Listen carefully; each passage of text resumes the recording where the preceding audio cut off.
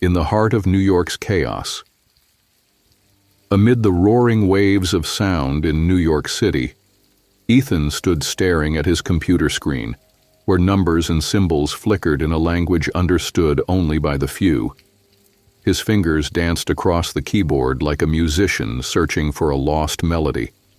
Despite the cacophony around him, a strange silence enveloped him, as if the world had retreated behind veils of fog.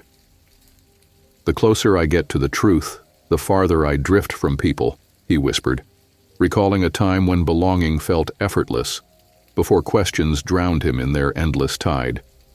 In an ancient library in Florence, Sophia discovered a dusty book titled The Shadow's Journey Toward Light. As she flipped through its crumbling pages, a hastily scribbled line caught her eye. "Knowledge is the moon that pulls the ocean. It may drown you in its waves or carry you to a new shore." Could knowledge be both paradise and purgatory? She thought of her grandmother's tales about the man who burned with questions, who found peace only in the silence of night. His story taught her that loneliness was not weakness, but a force that drives one to confront the depths of the soul.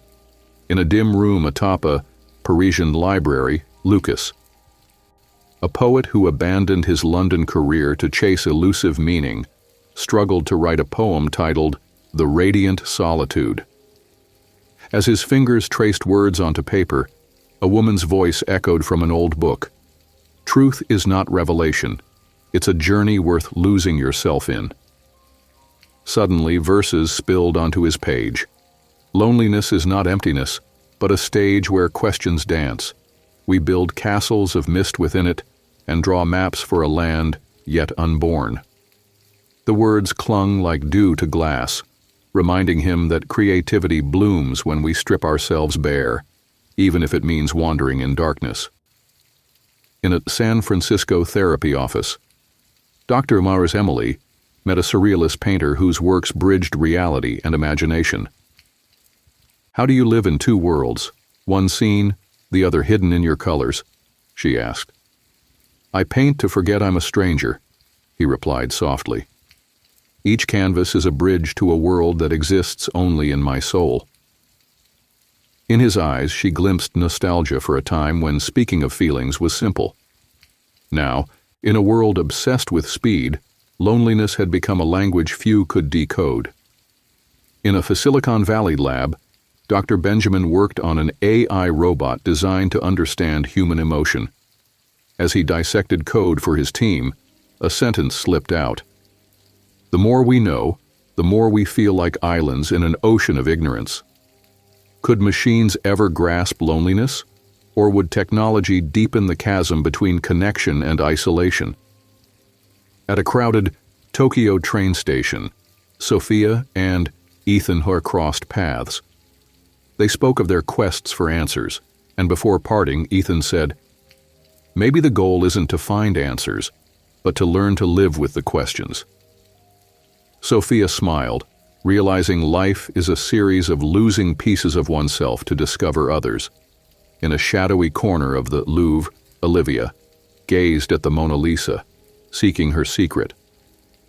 A sliver of light fell on the painting, transforming her smile into a mirror reflecting Olivia's own questions.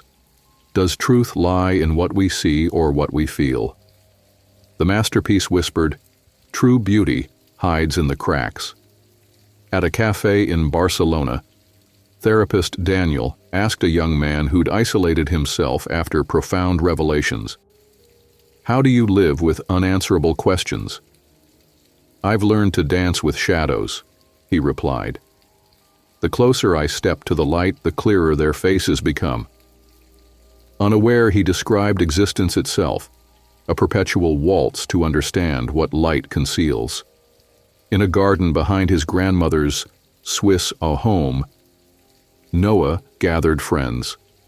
Their philosophical debate dissolved into childhood memories, laughter echoing under the stars. In that moment, they realized loneliness wasn't an enemy, but a keeper of secrets, and knowledge not a chain, but a key to free the heart from ignorance's prison. Weeks later, Sophia traveled to Iceland, where legends spoke of an island of questions hidden behind glacial waterfalls. In a cave adorned with ancient carvings, she wrote, "Knowledge is the sun. It lights the path but burns those who look back." Here, she felt herself stepping into a boundless world. At a Vienna café, the group reunited, Ethan, Sophia, Lucas, and Olivia, sharing tales of solitude. "I no longer fear being lost," Sophia said, smiling. "We're all fragments of a greater journey." Their meeting was a reminder that loneliness isn't an end, but the dawn of deeper understanding.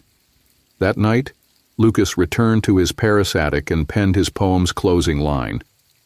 "Loneliness is the moon that illuminates the darkness of questions." He knew words wouldn't bring answers, but they'd remain torches for those brave enough to wander.